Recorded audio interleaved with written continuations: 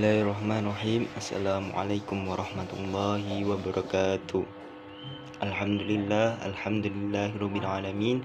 Wabihi nasta'in wala umuri dunya waddin. Assalatu wassalamu ala asyrafil anbiya'i wal mursalin sayyidina wa maulana Muhammadin wa ala alihi wa ashabihi ajma'in. Yang saya hormati kepada dosen pengampu mata kuliah Psikologi Umum Bapak Syarifuddin Al-Baqi. Oke, pada kesempatan kali ini kami dari kelompok 1 yang beranggotakan Muhammad Fitra Arifuddin, Nisa Wahyu Amalia, Muhammad Mahfud Basrawi, Muhammad Fauzi Nurdiansah, dan Mu'alif Husain akan menyampaikan materi tentang sensasi dan persepsi. Langsung saja menuju ke pembahasan materinya. Yang pertama adalah sensasi. Pengertian sensasi.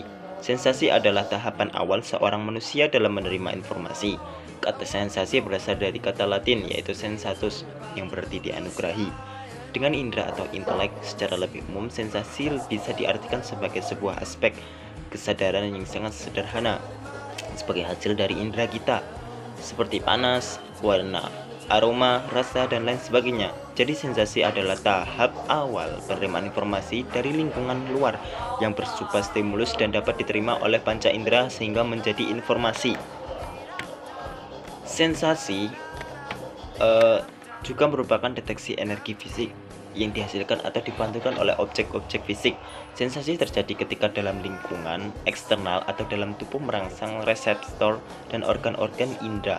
Seperti yang kita tahu bahwa manusia mempunyai 5 indera yang berhubungan dengan 5 organ indrawi, yaitu mata atau penglihatan, telinga atau pendengaran, lidah atau pengecapan, kulit atau perabaan, dan hidung atau pembauan.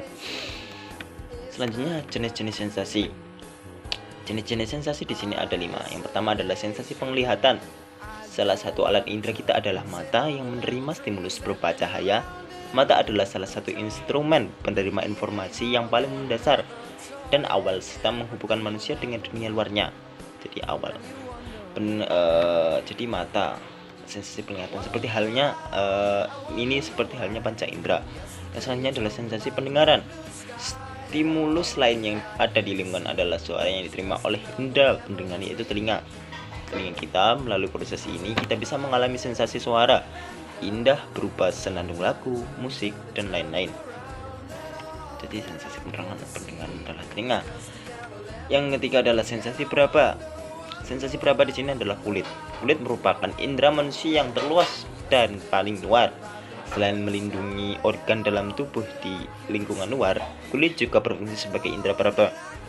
Melalui kulit kita bisa mendapatkan sensasi lembut atau kasarnya suatu permukaan benda hingga merasakan sensasi rasa sakit saat kulit terluka jika terkena benda tajam. Yang keempat adalah sensasi pengecap. Sensasi ini dapat dirasakan akibat adanya reseptor di indera pengecap, yaitu lidah kita, seperti rasa asam, manis, pahit, ya seperti itu. Yang selanjutnya adalah sensasi penciuman. Sensasi penciuman yang didapatkan oleh alat penciuman kita, yaitu hidung. Melalui alat indera ini kita bisa merasakan sensasi wangi atau bau yang tidak sedap. Selanjutnya syarat-syarat sensasi. Di sini ada 3, yakni adanya objek yang diamati. Yang kedua adalah kepastian alat indera yang baik dan sistem saraf yang baik. Ini untuk meneruskan stimulus ke otak untuk menghasilkan respon. Dan ketika kita alat inderanya tidak baik, seperti kita pilek, tentu kita tidak bisa membau suatu objek, kita tidak bisa bau. Selanjutnya adalah pengalaman dan lingkungan budaya atau mempengaruhi kapasitas alat indera yang mempengaruhi sensasi. Faktor-faktor yang mempengaruhi sensasi. Di sini faktor internal, yaitu kondisi alat indera. Apakah alat indera itu masih berfungsi dengan baik atau tidak dalam menerima stimulus atau rangsangan. Lalu kondisi syaraf dan otak, apakah masih baik atau tidak. Apakah masih berfungsi secara aktif untuk menerima stimulus yang datangnya dari luar, serta dapat diolah secara baik sehingga mendapatkan respon yang baik. Selanjutnya faktor eksternal. Kuat lemahnya stimulus, distraksi dari lingkungan, jarak stimulus terhadap alat indera, dan durasi stimulus yang berasal dari luar apakah sangat signifikan untuk diterima oleh syaraf dan otak. Misalnya alat pendengaran Jika kita mendengarkan sesuatu yang suaranya agak jauh, apakah kita bisa mendengarnya dengan jelas atau samar-samar? Lalu lamanya rangsangan itu misalnya alat penglihatan. Jika kita melihat seorang yang cantik atau ganteng yang sedang berjalan di kerumunan orang banyak, apakah kita bisa melihatnya secara jelas atau tidak? Dan inilah yang merupakan faktor dari luar yang dapat mempengaruhi sensasi sensasi yang diindrai. Oke, proses di sini proses sensasi ada 3. Proses fisik, yakni ini mengenai stimulus yang terdapat dalam alat indera. Jadi stimulus dalam alat indera langsung proses fisik kita. Yang kedua adalah proses fisiologis, dari proses fisik yang diteruskan oleh saraf sensorik otak. Yang ketiga adalah proses psikologis, proses di otak menyebabkan organisme mampu menyadari apa yang diterima oleh inderanya. Jadi seperti halnya mata, kita dapat menerima, otak dapat melihat, merangsang untuk melihat. Yang kedua adalah B, persepsi. Tadi kan sudah sensasi, sekarang persepsi. Pengertian persepsi. Persepsi merupakan suatu proses yang didahului oleh penginderaan, yaitu stimulus yang diterima oleh individu melalui alat reseptor yaitu indera. Alat indera ini merupakan sebuah alat yang menghubungkan antara individu dengan dunia luar. Karena persepsi merupakan aktivitas yang integrate dalam diri individu, maka apa yang ada di dalam diri individu akan ikut aktif dalam persepsi. Berdasarkan hal tersebut, maka dalam persepsi akan dikemukakan karena perasaan, kemampuan berpikir, pengalaman-pengalaman individu tidak sama. Maka dalam mempersepsi sesuatu stimulus, hasil persepsi mungkin akan berbeda antara individu satu dengan individu yang lain, karena persepsi bersifat individual. Terus proses terjadinya persepsi.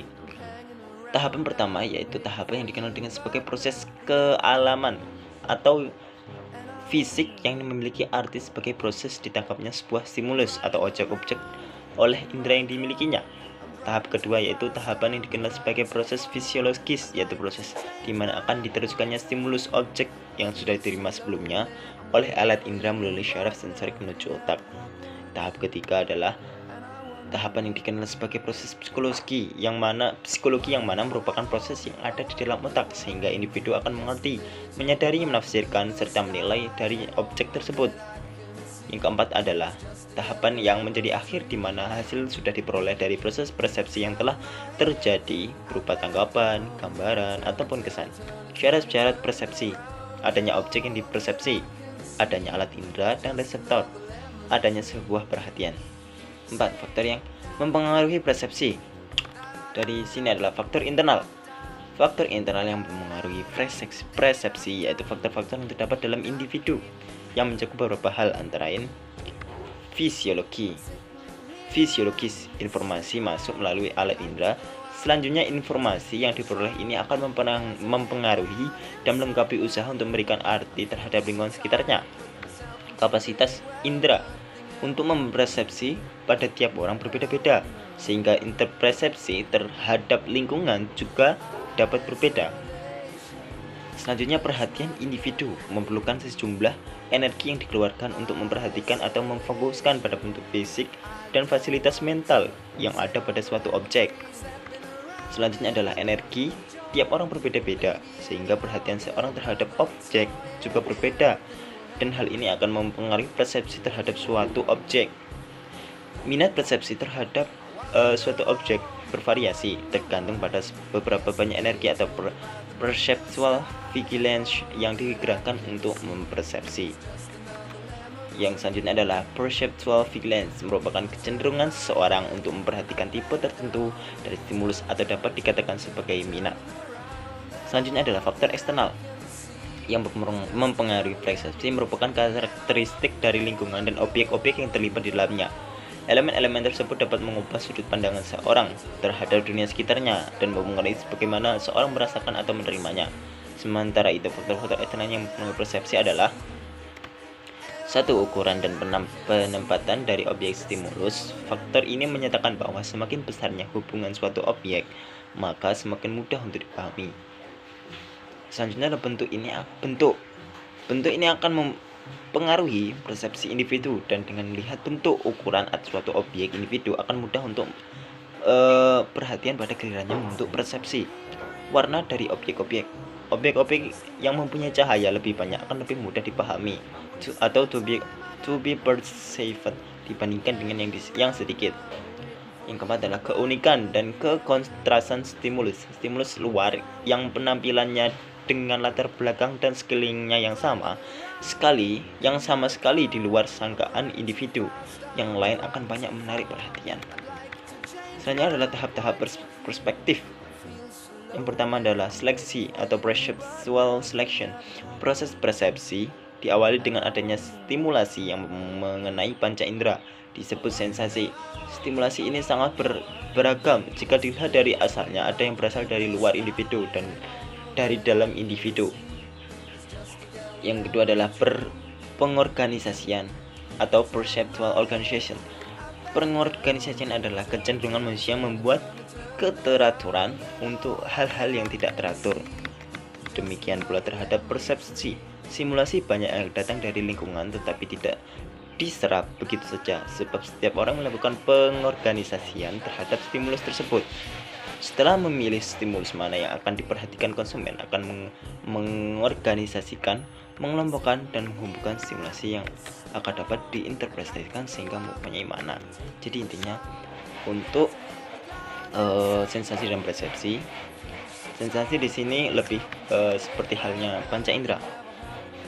Jadi 5 panca indera: mulut, hidung, pendengaran, mata, dan perasa. Dan untuk yang persepsi itu seperti halnya pandangan yang kita lihat, bagaimana pandangan kita tentang suatu objek yang kita lihat dari luar sebagai stimulus. Mungkin sekian dari kelompok 1. Bila ada kurangnya itu dari saya sendiri, dan bila ada kelebihan itu dari Allah semata. Sekian, wassalamualaikum warahmatullahi wabarakatuh.